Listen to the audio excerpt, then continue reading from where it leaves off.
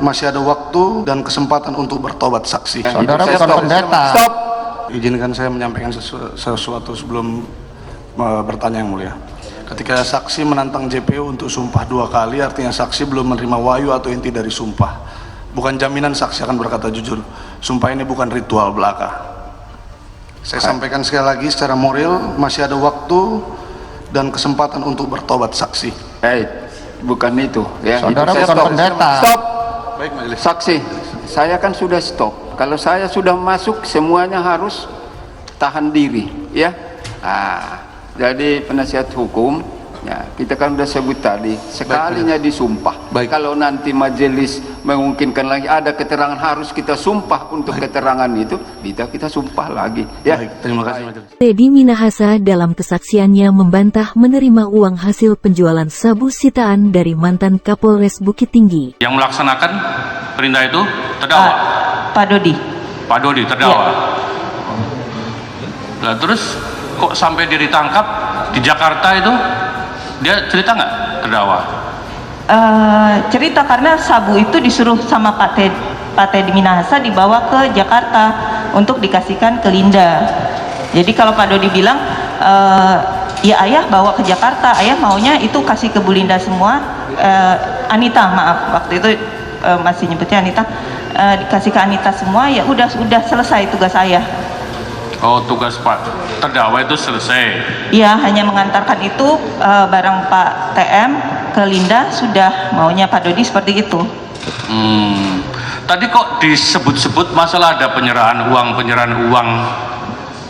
Itu apakah uang itu ada kaitannya dengan apa yang dilakukan Pak terdakwa tadi itu? Iya, karena itu diminta sama Pak Teddy untuk menghilangkan uang. Jadi jangan sampai ada kata-kata uang yang diberikan, yang diserahkan ke Pak Teddy itu jangan sampai ada, karena kalau itu ada nanti Bapak jadi bandar dan Mas Dodi itu jadi pengedar. Uang yang diserahkan ke Pak Teddy oleh terdakwa. Iya, yang sebesar 300. Toh itu di dalam paper bag, jadi nggak kelihatan bentuknya itu uang, bilang aja itu gelang. Mau yang gelang yang mau dikasih dari Dodi ke Pak Teddy Minahasa. Saksi tahu dari mana itu? Dari Kok Bu Merti. bisa menyampaikan seperti itu? Dari Bu Merti. Dari Bu Merti? Iya.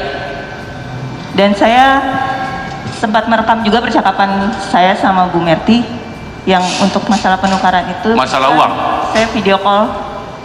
Masalah uang? Iya. Apa terdakwa juga menyampaikan itu ke saksi, masalah uang juga? Iya. Apa yang disampaikan terdakwa? Uang, kenapa Pak Teddy nggak mau mengakui padahal uang itu sudah diterima sama beliau? Sudah diterima? Sudah diterima sama Pak Teddy. Uang yang tadi saksi sampaikan yang ada di dalam paper bag itu? Iya, yang sudah diganti dolar Singapura, Pak Dodi bilang. Dolar Singapura ya? Iya. Dolar Singapura ini? Iya. Udah diterima oleh Pak Teddy? Sudah diterima oleh Pak Teddy. Itu terdakwa yang sampaikan? Iya, waktu itu diceritakan.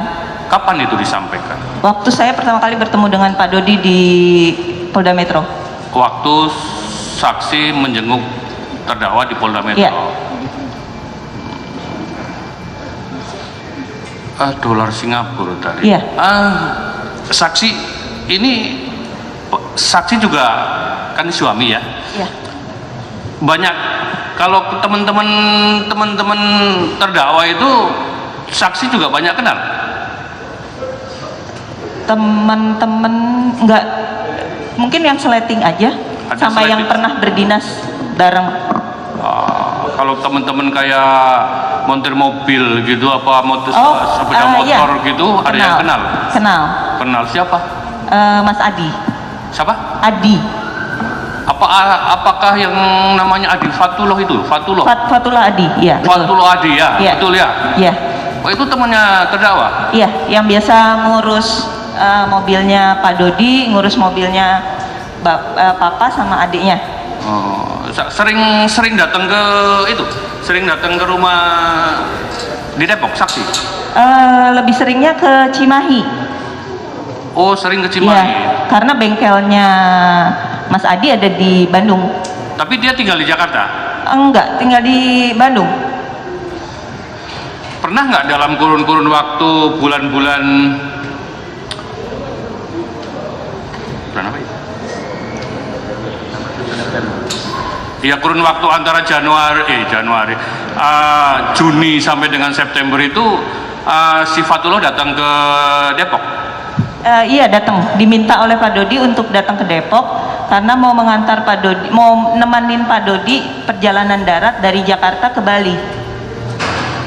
Oh, jadi Fatullah ini datang dari Cimahi ke Jakarta di bulan-bulan itu ya? Iya.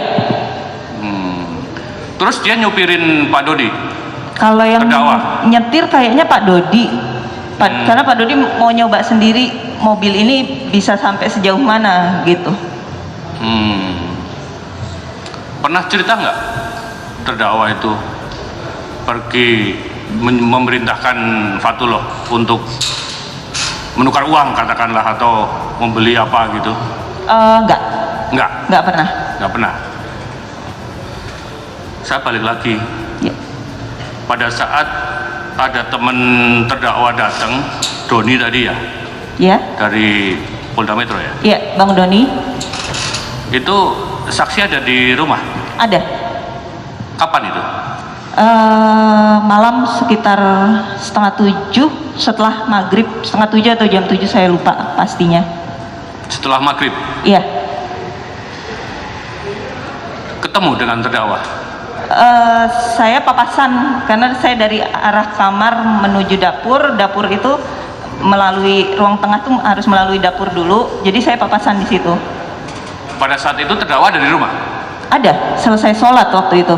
Oh, selesai sholat? Iya. Doni datang sama siapa? Maaf. Pak Doni tadi itu yang dari narkoba. Iya, Pak Doni. Metro, ya. Datang bersama siapa? Waktu itu masuk sendiri. Sendiri masuk? Iya. Bang Doni masuk sendiri langsung ke ruang tengah, ruang TV. Di situ ada Papa. Langsung ketemu sama Papa, ngajak ngobrol, salaman sama Papa. Waktu itu saya kembali lagi ke kamar. Pak Dodi lagi ganti celana pendek jadi celana panjang. Setelah itu keluar pergi sama ini Pak Doni. Tadi saya dengar ada Samsul juga ya? Samsul Ma'arif itu masuk sebelum saya kembali ke kamar. Itu saya lagi duduk di dapur. Samsul Ma'arif masuk naik ke atas itu sama 2 orang. Cuma saya lupa mukanya. Pokoknya 2 orang. Jadi bertiga yang naik ke atas. Iya. Waktu itu ada yang lain nggak? Artinya di samping ada petugas polisi di situ ya, ada yang lain nggak? Kayak lingkungan setempat atau apa ada? Siapa? Maaf.